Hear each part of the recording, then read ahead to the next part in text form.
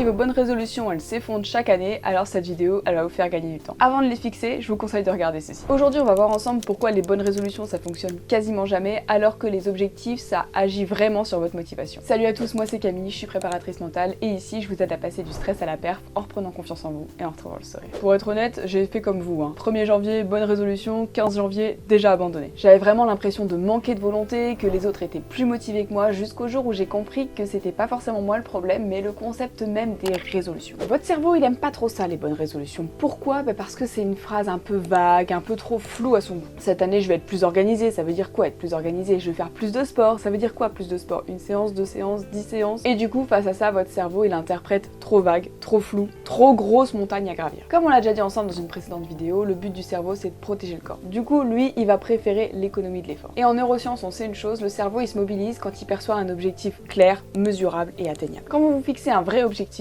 vous activez une zone du cerveau qui est hyper importante, c'est le cortex préfrontal. C'est la zone de la réflexion, de la projection, de la planification. Et du coup ça va créer un chemin mental, un vrai plan d'action qui va déclencher une motivation et une discipline qui est plus durable. En fait votre cerveau c'est un petit peu comme un GPS. Si vous lui dites cette année je serai plus discipliné, il va vous dire oui, on va où, comment on fait, qu'est-ce qu'on fait, à quelle heure, comment, pourquoi. Alors que si vous lui donnez une destination précise, par exemple je veux être capable de me remettre au sport d'ici 3 mois en faisant 3 séances de marche de 20 minutes par semaine, là au moins c'est concret, on sait où on va. Et dans quelques secondes je vous donne un exercice simple en 3 étapes pour vous aider à fixer vraiment des vraies bonnes résolutions ou du moins des objectifs pour l'année. C'est comme quand vous démarrez votre séance sans trop savoir où vous allez, il y a quand même de grandes chances que ce soit beaucoup moins constructif que si vous avez un plan clair et détaillé de ce que vous avez prévu de faire. Je sais que moi si je me mets à cheval et que j'ai en tête que je veux travailler telle chose en faisant tel exercice, au moins je sais où je vais. Je vous propose un exercice super simple. Prenez une résolution que vous avez tendance à vous mettre chaque année. La classique, faire plus de sport. Deuxième étape, posez-vous cette question, qu'est-ce que je veux vraiment dire par là? L'idée c'est de passer du flou à une ébauche de concret. Troisième étape, transformer cette phrase en objectif SMART. On a déjà parlé ensemble de cette méthode. SMART c'est S pour spécifique, donc spécifique à un domaine. M pour mesurable, on doit pouvoir dire assez facilement si l'objectif a été atteint ou non. Par exemple pour les cavaliers en concours, faire sans faute ou pas faire sans faute, on le voit si la barre elle est tombée. C'est simple, c'est mesurable, c'est observable. A pour atteignable, parce que si vous vous mettez seulement cette année à la course à pied et que vous voulez le mois prochain faire un marathon, ça me paraît un petit peu ambitieux. R pour réaliste, pareil, si vous voulez dompter une licorne des mers, vaut peut-être rester les pieds sur terre. T pour temporel, faut mettre une deadline, parce que si on n'a pas, le cerveau il se dit ouh j'ai le temps. Non, on n'a pas le temps, plan d'action c'est now. Et E pour émotionnel, parce qu'on se souvient des choses quand elles nous ont procuré une émotion, qu'elle soit agréable ou désagréable. Donc si on reprend notre exemple de base, ça pourrait donner